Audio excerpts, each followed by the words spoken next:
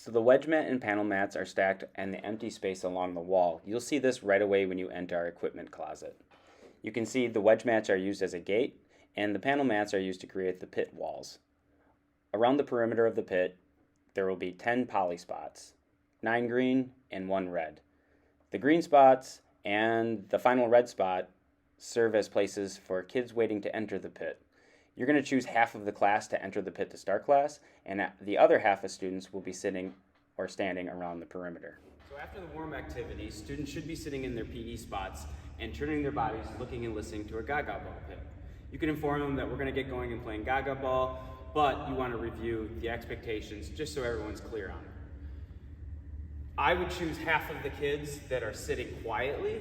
You can select them one at a time, so you can say student John, student Susie.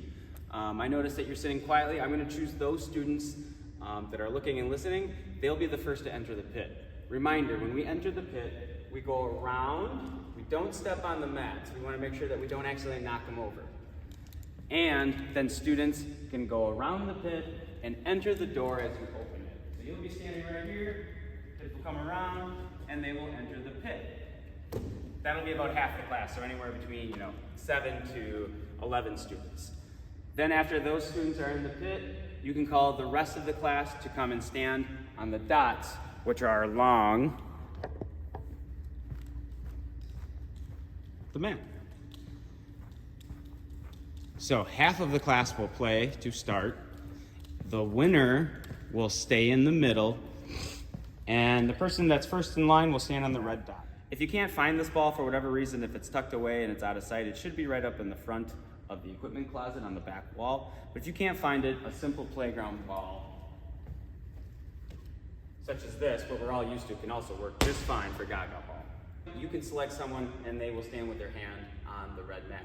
All the other players are going to be at the perimeter of the pit with a hand or a foot along the wall. To start the game, the player that you select will take the ball, you will close the pit, and you are serving as the gate operator. So no student should be standing by the red wall. They should be all lined up on the outer side of the pit with the next student entering on the red dot.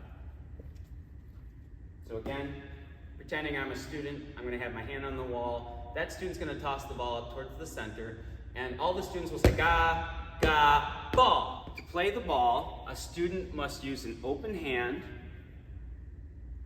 and try to hit the ball. They are not allowed to pick it up. And no student can cover or turtle over top of the ball due to safety concerns. So students can hit with one hand, and they can do 1, 2, but the third hit, they have to send it either to the wall or toward the player's feet. So what students are trying to do is hit the ball into other players' legs from the knee and below. If a student kicks it, accidentally runs into the ball, they're eliminated because it touched their foot or their leg.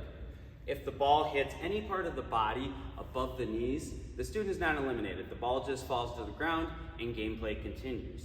Some other ways students can be eliminated is if they put their hands on the wall and jump or use the wall for any type of protection or bracing. You'll just say, oh, hands off the wall, you're out. Students may get upset about being called out for an infraction or performing in a way that eliminates them, but just remind students that, hey, our rounds only last about 2 to 3 minutes. If you get out, no big deal, go around to the end of the line to the next dot and wait your turn. A new round will start very shortly. Another way students can get out is if they hit the ball and the ball goes out of the pit. Students, you can select someone on the outside to go get it, bring it back in, and the player that started the game, if they're still in, or you can just select someone that's in the pit to put their hand on the wall to restart, GaGa Ball, and the game continues. If a student picks it up or stops it with 2 hands, they are eliminated. Another way students are eliminated, obviously they have 3 touches, so if they go 1, 2, 3, and then touch it a 4th time, they are eliminated. It's also important to remind students that, hey, just because you are eliminated from this round doesn't mean you're not included in an important part of this game. As students leave the pit, they're going to go out. You will open the gate for them and close it behind to make sure the ball stays in. and they will go around the pit this way to the next dot on the floor. Remind these students that they are important because they are now a referee of the game. They are using their eyes to make sure that other players are playing with integrity. So gameplay continues until there's 2 players left. We call this sudden death.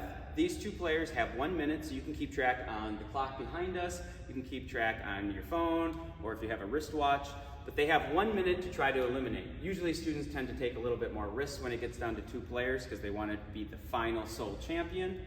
But after a minute, if neither player has been eliminated, they are both co-champions, and then they rock, paper, scissors to see who comes to the door with their hand on it to start the next round.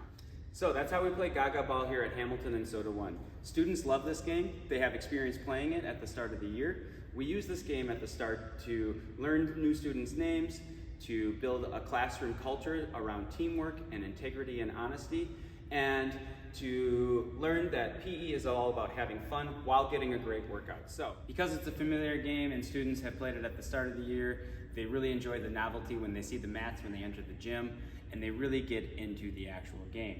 So much so, they might be screaming and yelling so much that you also get involved in the game. Don't forget to keep an eye on the clock. With 2 minutes remaining in class, congratulate the students on their effort. Let them know that you will let me know how they did, and then you can have them exit the pit. They may go get a drink and sit in their PE spots until their classroom teacher comes to pick them up from PE. Again, thanks for playing today. I hope you had fun, and we couldn't do this without you.